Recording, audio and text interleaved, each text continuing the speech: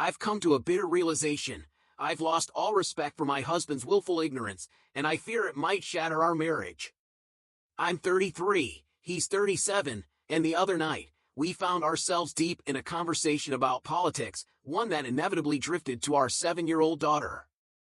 The moment I began to voice my concerns about her rights and bodily autonomy, the floodgates opened. For context, my husband votes Republican, and I've always considered myself independent. But lately, my political stance has shifted dramatically, as I can no longer maintain the same carefree, youthful view I once had. I love him deeply. I know he loves me. But something has changed.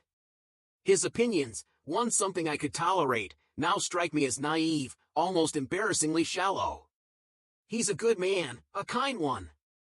In the past, he's even changed his mind on several issues when presented with new perspectives. But this feels different. And it hurts in a way I didn't expect. To give you some background, my cousin lives in a state with strict anti-abortion laws. A few years ago, she nearly lost her life. The doctors refused to remove the dead baby from her body for weeks, waiting until she was actively dying of sepsis. The baby had been gone for a long time before they decided it was time to act. The sheer horror of that experience struck me, forcing me to confront the cold, painful realities of the world we live in.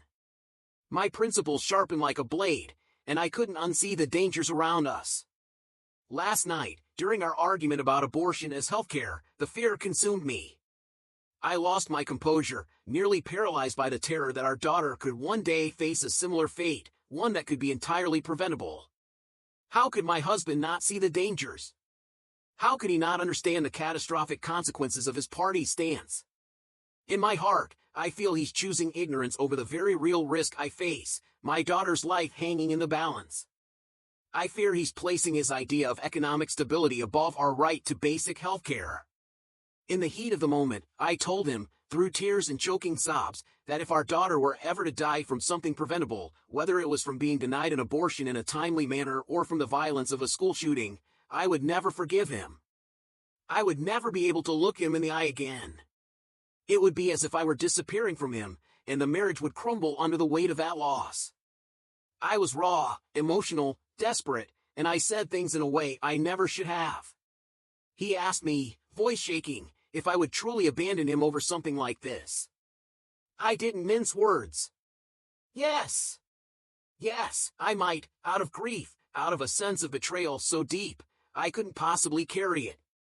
I'd know, with a certainty that cut to my bones, that my fears were real. I had warned him, and yet, nothing had been done. I would feel as though he had abandoned reason, had abandoned us. I compared it to watching a slow-motion car crash, our daughter in mortal danger, and him standing by, helpless, disinterested, because it wasn't affecting him directly. He didn't have to worry about his own body, his own health. How could he not see it? But I also knew I was too raw. I knew my blunt words, my open honesty, had pushed him into a defensive space. I wasn't sure how to steer the conversation into something more productive without it feeling like I was threatening our whole relationship. So, this morning, I apologized. Not because I regretted what I'd said, but because I knew it was too much, too soon. He tentatively accepted my apology, and we agreed to talk again when I could articulate myself better. But the truth remains, I'm lost. I don't know how to make him understand just how deadly serious this is, without it sounding like an overreaction. I don't need anyone telling me to leave him. I'm not there yet. But how do I make it clear that this issue, our daughter's life, is not something I'm willing to compromise on? How do I make him see this urgency, without turning every conversation into a war? And, somehow, amidst all this, I feel like I am the one changing the dynamic of our relationship, and I'm starting to see how politics can fracture even the strongest of families. One of the comments I read suggested I ask him to name scenarios where he'd accept the premature death of our daughter. What healthcare he would deny her based on his principles. If he can't name any, why is abortion different? The commenter suggested I make my cousin's story a reality in this conversation, a vivid, graphic description of what could happen to our daughter, to drive the point home. But, in all honesty, If I have to beg him to care about my daughter's health and well-being, then I think it's time for me to stop apologizing. I said what I meant, and I shouldn't soften it just to make him comfortable. Why am I more concerned with his feelings than the fact he's dismissing me so easily? Another comment resonated with me. A daughter of a Republican father and a liberal mother, unsure how their marriage has survived all these years. It's clear their differences have strained their relationship, and I'm starting to fear the same for us. They mentioned how their father doesn't understand the gravity of the political decisions he makes and the harm it causes, something I can relate to deeply. The commenter's mother is frustrated but doesn't know how to break through to him. That frustration is familiar. What's even worse is how some men can hide behind economics when human lives are at stake. It's as though their ideologies make them blind to the reality of suffering. And I can't help but feel that's what I'm up against. Being a Republican, despite the overwhelming data proving time and time again that those economic policies harm nearly everyone, 99.9% of us, feels like willful blindness. It's like they're willing to destroy their own families, just to cling to lies and an ideology that serves them in the short term, ignoring the damage done to others. How can anyone willingly ignore the truth when it's so clear? These choices, these beliefs, have consequences. One comment hit hard. I understand why you're not ready to accept leaving him, but sometimes, the truth is hard to swallow. Your morals, your values, your very ethics, they're no longer in alignment with his. And that disconnect, that chasm, it can be impossible to bridge. I've been there myself, years ago. I faced the same decision with my husband. It wasn't pretty. I wasn't kind about it. It was a deal breaker, plain and simple. And he was too wrapped up in his smug libertarian stance, his own comfortable views. In that moment, I had nothing to lose. But once he finally snapped out of his ignorance, I was ready to meet him halfway, if he was willing to actually listen. Now, I won't claim he's perfect. Far from it. But there's something he's gotten that many men simply don't. Something they take for granted. I'll never forget that pivotal moment when I told him that his views on women's reproductive rights meant I couldn't trust him anymore. Sure, abortion doesn't directly affect men, but by refusing to care about it, by dismissing the struggles women face, he was sending a very clear message: women were no more than interchangeable appliances to him. It's simple, either he cares about what's important to you, or he doesn't care about you at all. He can't claim to love you, to respect you, and still vote for people who directly oppose your fundamental rights. That's not love. That's not respect. It's betrayal. And what's worse is that while you're letting him focus on the pain he might feel if you follow through on your threat to leave, you're the one who's already hurting. He's already hurting you by dismissing your very real fears and concerns. And yet, he's worried about some hypothetical pain in the future. Let that sink in for a moment. He's telling you, in so many ways, exactly where you stand with him. And it's not good. The worst part is, he's deluded if he truly believes voting Republican is going to benefit his finances. Maybe in the short term, he'll see some small gains, but the long-term reality? Those gains will be obliterated by the tax overhaul and the new tariff system. If his wealth is tied to his income, his job, his career, Trump's policies put that at risk. Especially for women, who are being pushed out of the workforce and back into traditional gender roles. And if he depends on overtime to make ends meet, the GOP's creative scheduling loopholes could let employers deny him those crucial overtime wages. Meanwhile, tax credits and deductions that benefit low and middle-income families? Gone. But those that benefit the ultra-wealthy? Strengthened. We've already seen a preview of the so-called trickle-down economics. It's a disaster. His blind allegiance to this system? Incredibly short-sighted. Another commenter laid it out bluntly: he may not be a bad man in a traditional sense, but he's not a good man either, not when he willingly votes to put your life, your daughter's life, and the lives of countless others at risk. His choices, his actions, directly contribute to harm, and no amount of self-deception can change that. And it doesn't matter how much you try to fix him, he's made his choices, and those choices speak volumes about who he really is. You're not responsible for changing the dynamic of the relationship when you're not the one in the wrong. And don't feel you need to justify why his politics are destructive. He already knows it. He just doesn't care. I've been down this road myself, and I know the importance of taking a hard look at reality. I decided to push him further, to make him truly understand what's at stake. We sat down, had a serious conversation where I laid out my concerns in vivid detail. And then, I took it a step further. I presented a scenario so graphic, so uncomfortable, it forced him to reconsider his stance. I told him to imagine carrying a fetus in his ballsack. A small, growing life that could cause his body to explode, could lead to sepsis, could end with him permanently disfigured or physically harmed beyond repair. If he didn't have the option to remove it when it became a threat, would he just accept that risk? Would he leave it in, knowing the deadly consequences? I asked him why, in the world, I should be justified in telling him he had no choice but to carry that fetus, even if it would kill him. Would I be wrong to demand that he endure the pain, the risk, the constant danger to his health, just because of some arbitrary law? And when the gravity of it hit him, when he started to understand the enormity of what abortion means, not just as a medical procedure, but as a matter of life and death, he started to get it. But I couldn't help but feel a mix of frustration and resentment. I shouldn't have to resort to such extreme hypotheticals to get him to see reason. If he truly cared for me and our daughter, he should be using his empathy every single day to consider the struggles women face. He should already know how to approach these issues with sensitivity and care. I told him, honestly, that I had lost a bit of respect for his willful ignorance. And I resented having to even present such a hypothetical.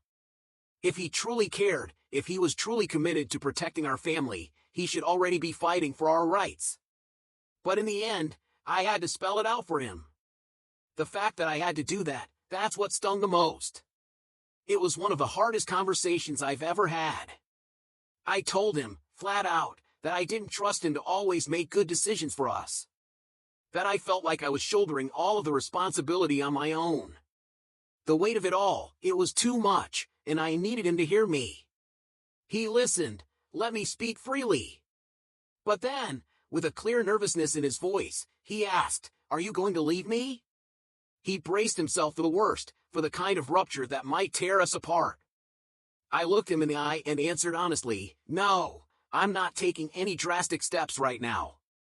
But when it comes to keeping our daughter safe, when it comes to protecting her health, I will." And then, just as I started to voice something that had been haunting me, something about how I would lie to him without a second thought if our daughter ever needed an abortion, he interrupted me. "You wouldn't have to lie," he said. "I'll be the one driving the car. I'll be the one buying the plane tickets. We'll go wherever we need to go. We'll get it done." I couldn't help it. The words hit me like a punch to the gut, and before I knew it, tears were streaming down my face. It wasn't the solution I had expected, but it was the one I needed to hear. We ended the conversation there. He said I'd laid a lot on him, that he needed time to process. He had things to think about. I didn't push him any further on politics that night, but I think, deep down, I felt a glimmer of hope. Maybe, just maybe, I had nudged him to the edge of understanding. I wasn't getting my hopes up too high, but there was something in the way he spoke, in the way he responded. He finally seemed to realize the dangerous waters we were wading through when it came to our futures. One comment captured what I was feeling so well. It reminded me of a moment from The Handmaid's Tale, where June learns that she's been stripped of her autonomy. Her husband, without any real concern, brushes off her distress, telling her he'll take care of everything. It's easy to dismiss someone's fears when the issue doesn't affect you directly. And that's exactly what I was up against with my husband. He's empathetic, kind, but he couldn't understand why I, staring down the barrel of menopause, was so outraged by abortion access restrictions. He didn't understand why I, a woman in a stable marriage, felt devastated by the potential end of no-fault divorce. Or why, as someone with no personal connection to the prison system, I felt personally affected by our broken carceral system. He'd listen, nod, say he understood, but then he'd shrug, like it was all too much to care about. How could I get through to him? How could I make him see that just because it didn't apply to us right now didn't mean it wouldn't, someday? Another comment hit me deeply. One commenter expressed admiration for the courage it took to have the conversation with my husband, acknowledging that it wasn't easy but that my words could potentially help others in similar situations. That thought, helping others, gave me strength, knowing that even in the hardest conversations, there might be some light, some understanding to be gained. Someone else pointed out a critical piece that I had to make clear to him. It wasn't just about him setting aside his views for the sake of me and our daughter. Other women deserve the same respect, the same autonomy. If he was willing to pack the bags, buy the tickets, and drive us to a place where we could get the care we needed, but still voted to oppress other women, then, simply put, he wasn't a good man. His willingness to protect his family wasn't enough if he wasn't extending that same care to others who needed it. There was a moment in our conversation that made his perspective shift. We had talked about women being turned away from emergency rooms when they were experiencing pregnancy complications. These were women who, despite wanting to keep their babies, were being denied critical care because of laws preventing abortion. It was like something clicked in his mind. The gears started turning, and for the first time, he seemed to grasp that many women who sought abortion weren't doing it lightly, weren't doing it because they didn't want their babies. He had never considered that before. And that, in itself, was a breakthrough. Then, one commenter shared a similar experience. Before their first child was born, they had debated moving to a red state. But when they considered what would happen if something went wrong during pregnancy, and the hospital refused to perform an abortion, the reality hit them. What would they do in that situation? The husband had always assumed his family member, a prominent OBGYN, could help in case of an emergency. But when his wife pointed out that even the best doctor couldn't perform a life-saving procedure if the law prohibited it, he froze. He hadn't thought that far ahead. And when Roe v. Wade was overturned, that conversation, once dismissed, became all too real. Another comment made me pause and think. It was about the possibility of my husband backing up his newfound understanding with action. Was he really going to follow through and vote against the people who had been actively fighting to take away our rights? Or would he revert back to his old ways? Words are one thing. Actions are another. I wasn't sure if he fully understood the gravity of what was at stake, or if this would be just another moment of clarity that faded into nothing. I couldn't help but feel frustrated by a comment about men recognizing women's bodily autonomy only after becoming fathers. Why does it take that for some men to realize the significance of women's rights? The reality is, women have always had to fight for their bodies, their rights, and their choices. And it's heartbreaking that, sometimes, it's only when a man is personally affected that the gravity of it all truly hits. Finally, someone pointed out that my husband's understanding was important, but the real test would be his actions at the polls. Would he continue to vote in line with a party that actively works against women's rights? No matter how much he said he understood now, that question remained. Would he make the right choice, or would he continue supporting the party that has been a direct threat to everything women fought for? As the conversation continued to weigh on me, I couldn't shake the feeling that, despite everything, there was still a lot left unsaid.